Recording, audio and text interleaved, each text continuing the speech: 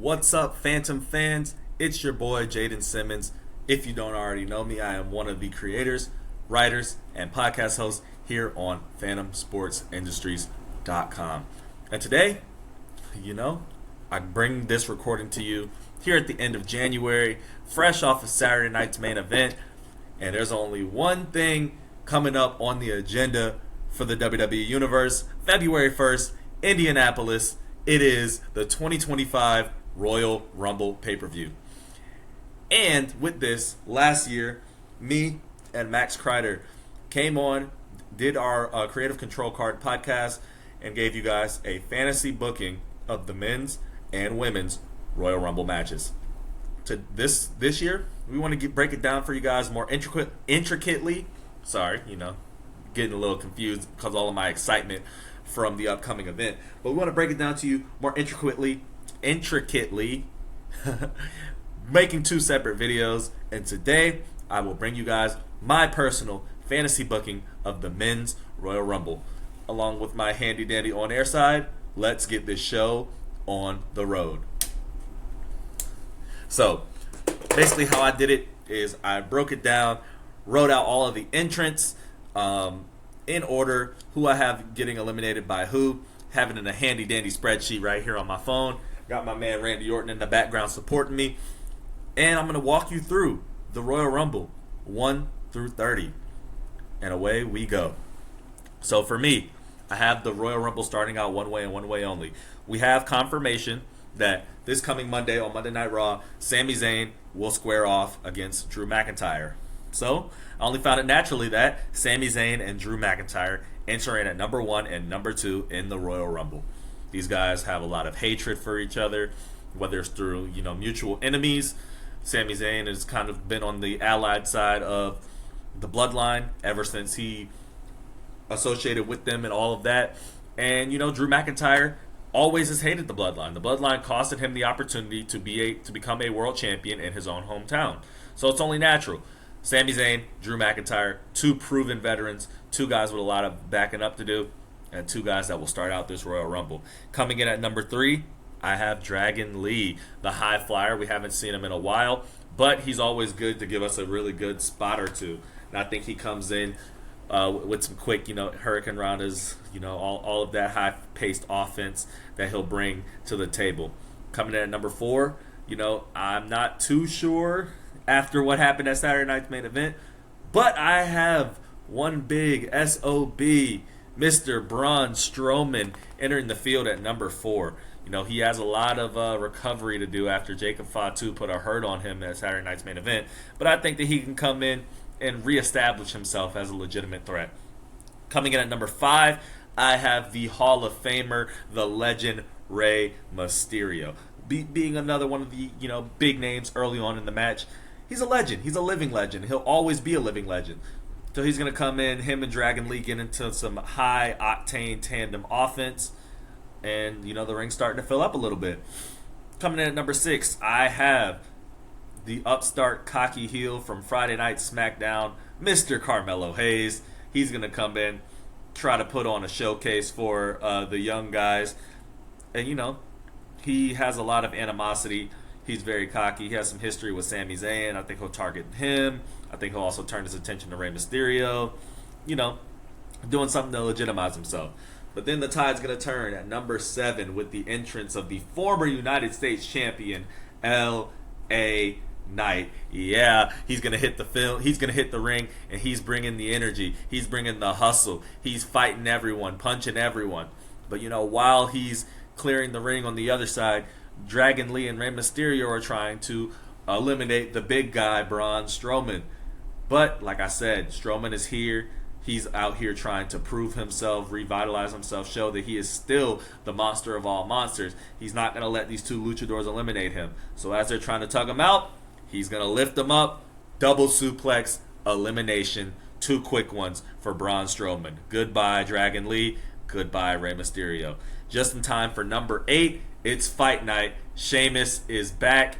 He's ready, and he's looking to take a hurting to anybody that's in his way. He immediately goes after Drew McIntyre, goes after Braun Strowman, a couple bro kicks here, some beats of the Badgerin every now and then. Cool. Number 9, we have Jimmy Uso hitting the ring. Him and Sami Zayn, of course, gonna get some tandem offense and target Drew McIntyre every now and then. But these guys are really like making it their mission. They're gonna be the guys that are looking out for each other. Then at number 10, as the ring is starting to fill up, we hear that music. Say his name and he appears. The TNA World Heavyweight Champion Joe Hendry is in the Royal Rumble to a monstrous ovation. He comes down and he's literally taking the fight to everyone. He gets a couple of offensive spats in against Carmelo Hayes. He trades some blows with Jimmy Uso, Sheamus, and then he comes face to face with L.A. Knight. The two look at each other, left, right. The energy, it's impalpable. Everyone is having a huge pop, and just as they're about to trade blows, Drew McIntyre headbutts Mr. L.A. Knight, headbutts Joe Hendry, makes him stumble over to the ropes, and Claymore kicks the TNA World Champion, eliminating him from the match to a chorus of boos. Everyone hates that. Next up, entering the ring, we have the ex-con himself, Dominic Mysterio, hitting the ring with some ruthless aggression of his own.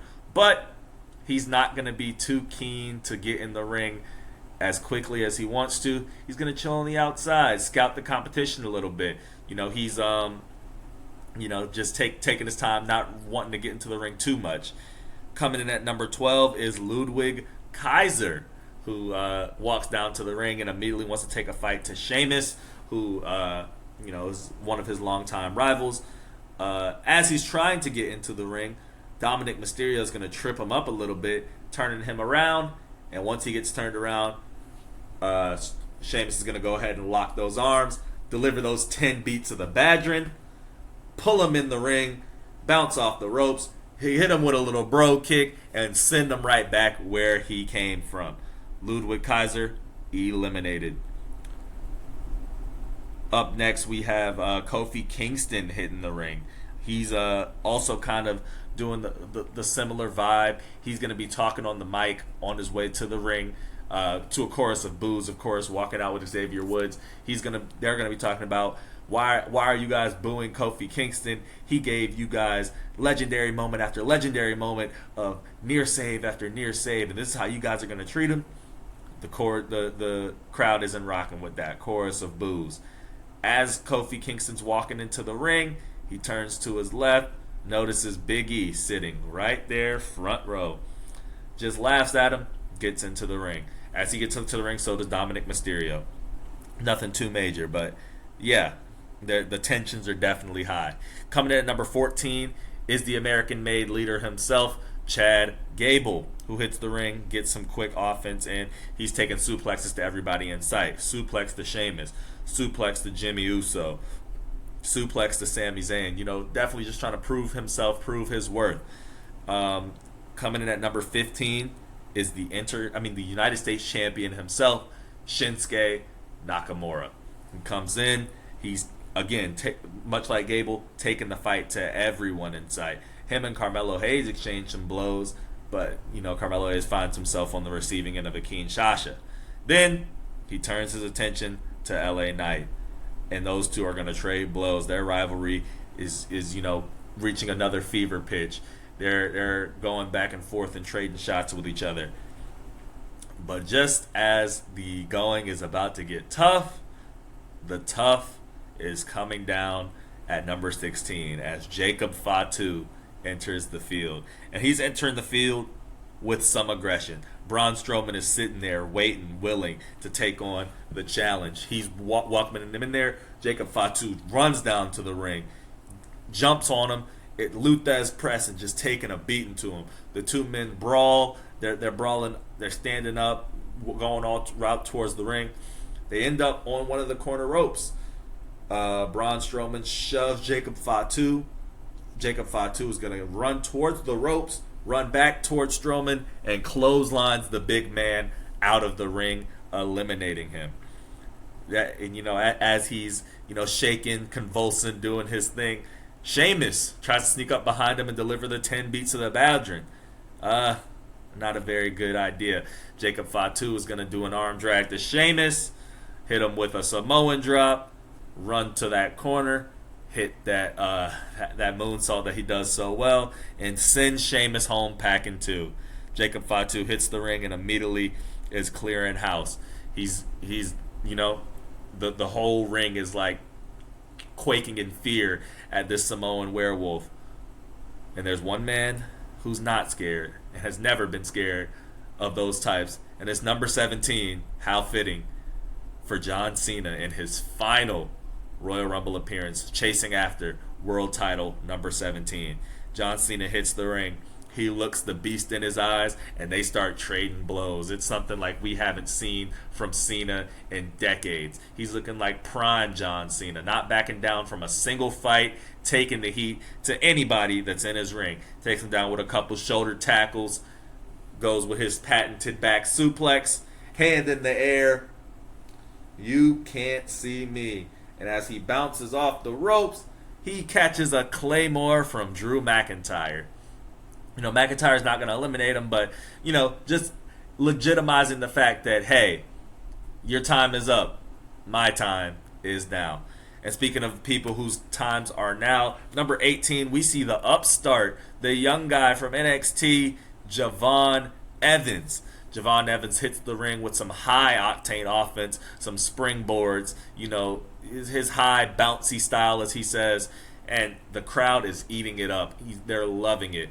He goes for he gets thrown out of the ring standing on the apron, goes for a springboard move, and Kofi Kingston shoves the ropes out from under him.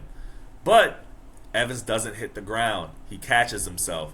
As he's trying to adjust himself, get back onto the ropes, he gets knocked off of the apron by Kofi Kingston. But the athlete that Javon Evans is, he leaps over towards the barricade. And he's standing on it, trying to figure out a way back in. And who's right behind him? None other than Big E. Big E stands up, puts Javon Evans on his shoulders, and gets him back into the ring, much to the dismay of Kofi Kingston.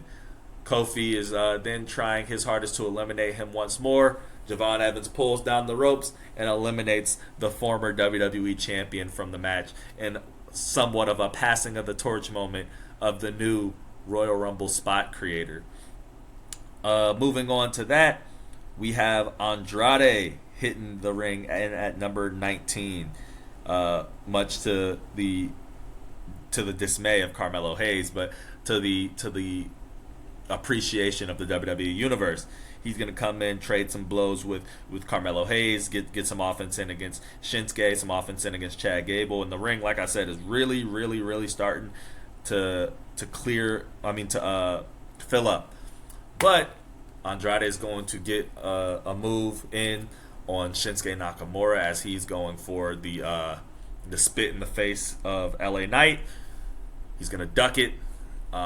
Shinsuke unintentionally spits in the face of Chad Gable, but as he's trying to appeal to him, Andrade sneaks up behind him, hits his move, and tosses the United States champion.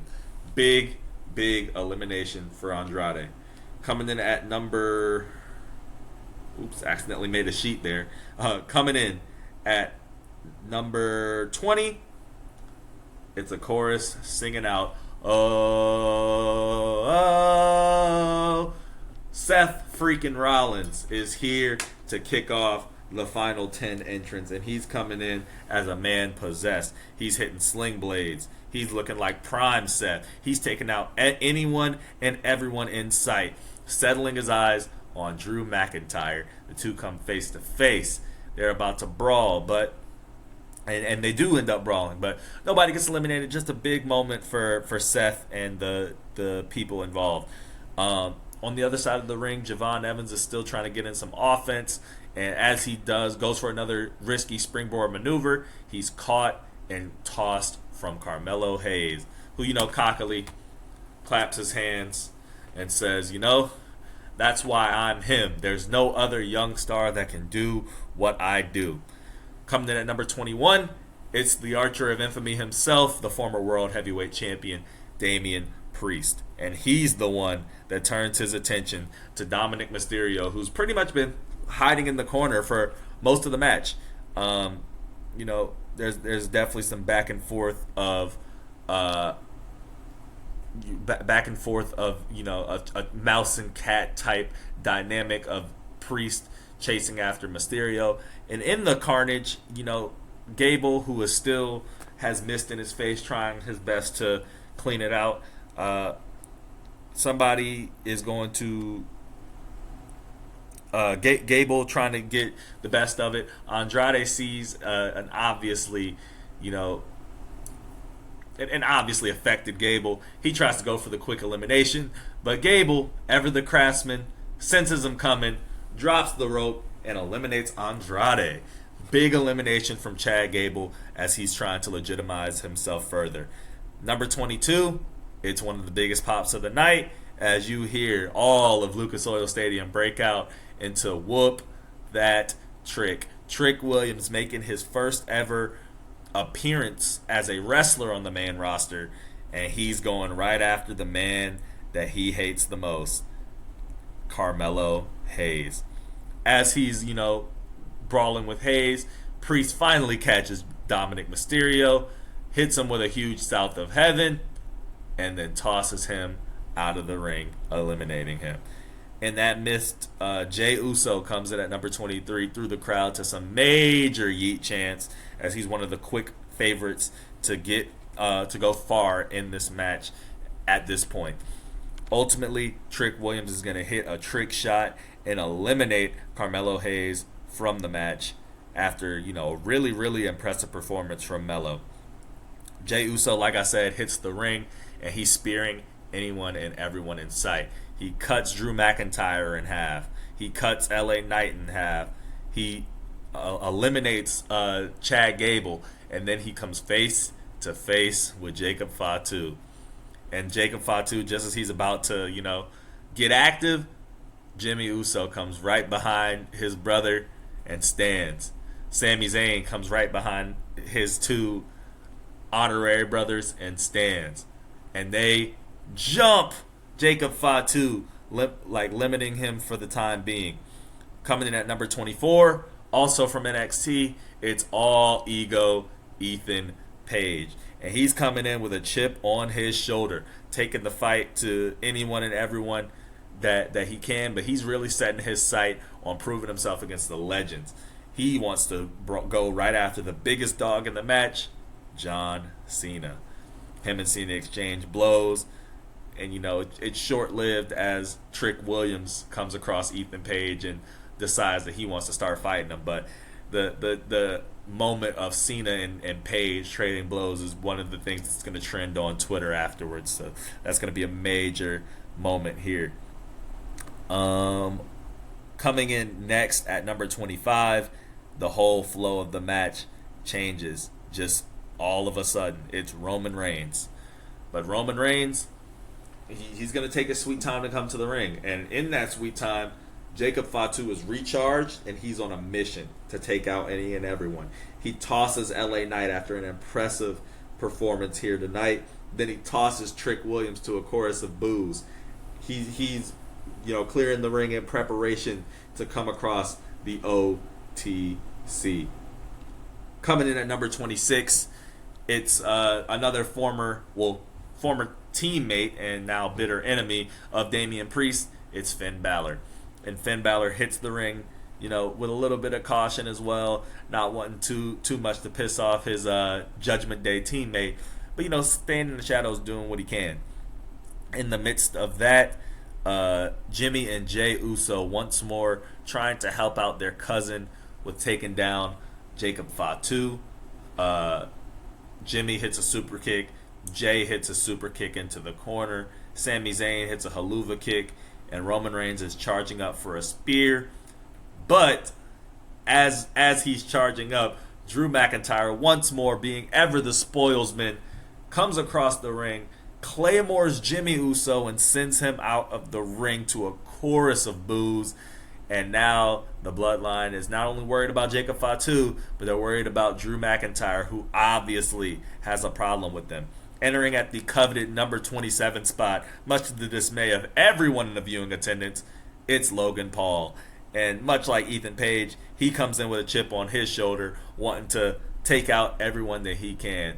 Buckshot lariat to Seth Rollins. Lucky punches to everyone, doing what he can. Huge frog splash connects to Sami Zayn. He's in it to win it, and you could tell he's intense. He's doing his thing. Finn Balor, Logan Paul comes face to face with Damian Priest, and they're having a nice little stare down in a moment that could end up paying dividends. And while Damian Priest is distracted, Finn Balor uses that as his opportunity to run behind him and toss him over the top rope, getting his vengeance from not getting a pinfall over the Archer of Infamy himself, El Campeon. So Priest is headed home. Coming in at number 28, it's Penta. So what a thunderous ovation he's going to get as he enters his first ever Royal Rumble match, and he's taking the fight to any and everyone in sight as well. Just really quick offense, doing what he can to eliminate any and everyone. He doesn't get any eliminations off rip, but he's doing big moves to everyone in sight. Coming in at number 29, it's CM Punk, who's hitting the ring. All eyes are on him as usual.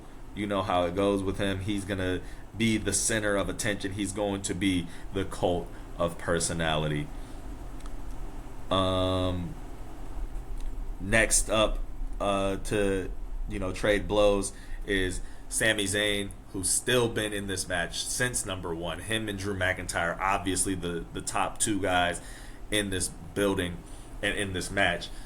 Sami and Drew trading blows once more. Sami tosses Drew into the corner, and he's ready to set up a haluva kick. He's getting the hype up from Jay, and he runs forward to do the haluva kick, but Drew McIntyre drops down, and Sami hits it on Seth Rollins. And everyone's like, whoa, that wasn't supposed to happen. And as Sami Zayn is running to apologize, Logan Paul comes up behind him, eliminating both Sami Zayn and Seth Rollins. Whoa. People are shocked. People are floored. Sami Zayn comes in at number 1, was one of the favorites coming into this match, and he's getting sent home by Logan Paul. And it's finally time for the final countdown of the night as the clock hits 3, 2, 1, and the music of Solo Sikoa hits at number 30. He is the last person to enter this match. Roman Reigns turns his head. He doesn't look like he's seen a ghost, but more like he's seen an annoying mosquito who hasn't gotten enough of swatting yet. And so he's ready. He puts his game face on, and we're getting into the final chapters of this match. Ethan Page is still in the match. He's still been going at it for a while. He runs into John Cena one more good time, and he actually gets John Cena up, going for the ego's edge. John Cena expertly drops out of it, picks him up, goes over to the ropes, attitude adjustment. See you later, Ethan Page. You had a good run, though. CM Punk is starting to feel it.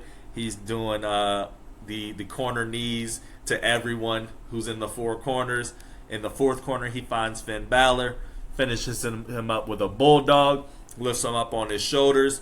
GTS sends him packing. Great job. See you later, Finn Balor. Then after that, I'm sorry, looking for the notes. Drew McIntyre is once again staring down the Bloodline, but this time it's Jey Uso who steps up to him. Jey is going to start going on a run. Hits him with a super kick. McIntyre drops back, hits him with a claymore. But as Drew is getting ready to eliminate him, he tosses him. Jey reverses the momentum, gets Drew McIntyre hanging by a thread, but Drew does not fall. Jey Uso doesn't realize it at first, but Drew gets his way back into the match. hits him with a Glasgow kiss, setting him up for a future shock DDT, and then he sends Jey Uso out of the ring, eliminating him. Another huge elimination from Drew McIntyre. Sorry, Jey Uso. Thanks for playing. And as Drew McIntyre is celebrating, he has one man waiting to look him dead in the eyes. The guy who he stole the attention from, it's John Cena once more. They're standing, they exchange, some looks, and then they start exchanging the blows. They're fighting, they're clawing. Cena shakes off a Glasgow kiss, hits him with a back suplex, is looking to hit the 5-knuckle shuffle, but as he bounces off the first rope, a Logan Paul who was standing on the apron pulls it out from under him, and Logan Paul eliminates John Cena in his last ever Royal Rumble match. Chorus of boos for Logan Paul. People cannot believe it. Logan's now eliminated 3 of the fan favorites in Seth Rollins, Sami Zayn, and John Cena. And Logan Paul's cocky. He knows what he did. He knows that the magnitude of eliminating John Cena. He's taking it all in. He's taunting. He's doing his thing. And as soon as he steps back into the ring, Penta hits the Mexican Destroyer, hits the Penta driver on the ring apron, and Logan Paul is out of here. Penta saves the day. He's the hero. But he's not the hero for long, as Drew McIntyre lays Penta out with a Claymore and then eliminates him. We've reached our final 5 participants in this match.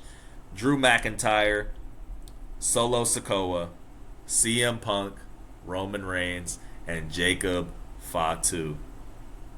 Drew McIntyre is standing across from the Bloodline, who at this point is only Roman Reigns. Solo Sikoa is standing right next to Jacob Fatu, looking like they're getting ready to jump Roman.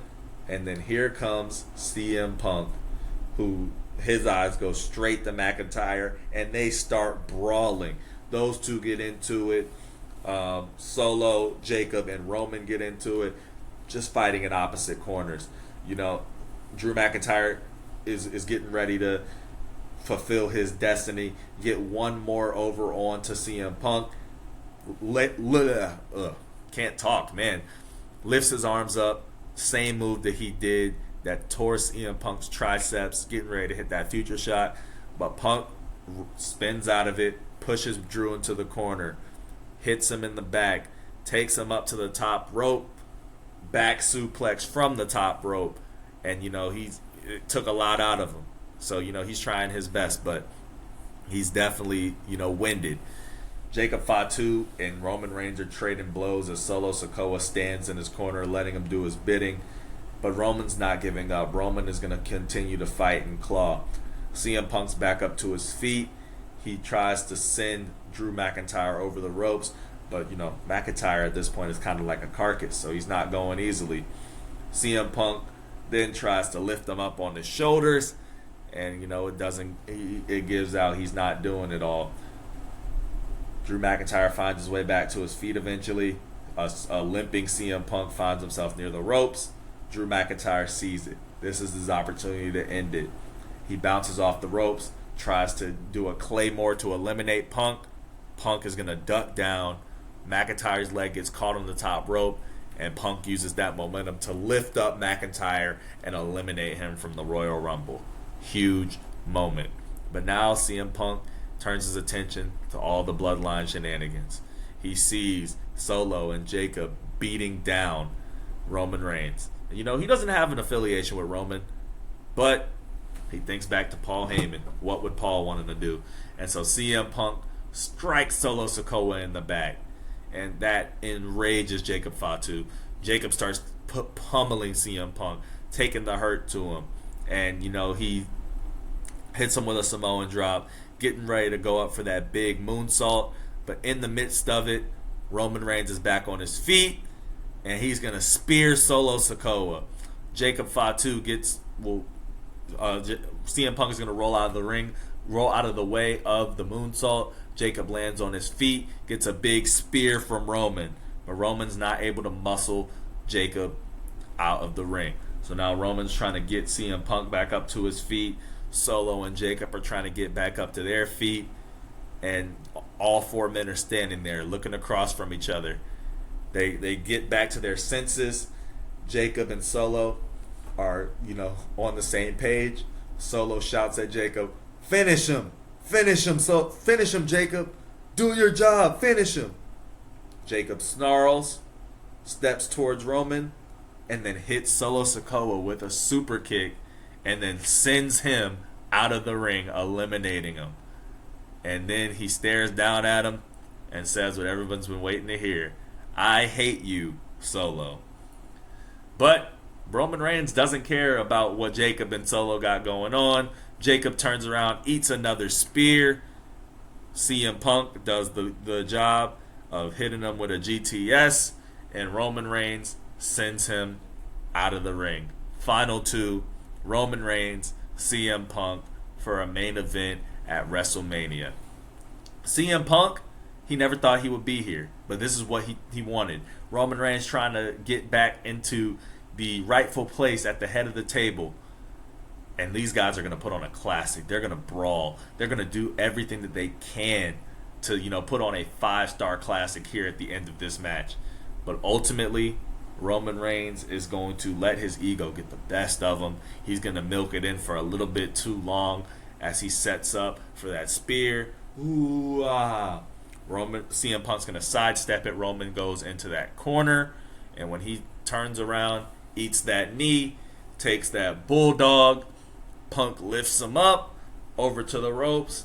GTS, eliminating the tribal chief and punching his ticket to the main event of WrestleMania. Ladies and gentlemen, your 2025 Royal Rumble winner, the best in the world, CM Punk. Now that's just the way that I would book it. We still have a solid week before we know what goes down. But let me know you guys' thoughts. Who do you want to see make a surprise appearance in the Men's Royal Rumble? Who do you think will end up punching their ticket to WrestleMania?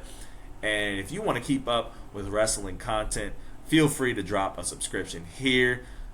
Make sure to like it. And also make sure to go on to phantomsportsindustries.com to go check out all of the awesome blogs that we're still putting out for you guys, whether it's basketball, football, soccer, wrestling, baseball. All of that great content from all of our dedicated writers are here for you guys. So, once more, my name's Jayden Simmons, and this has been the Creative Control Card Fantasy Booking of the Men's Royal Rumble. Peace.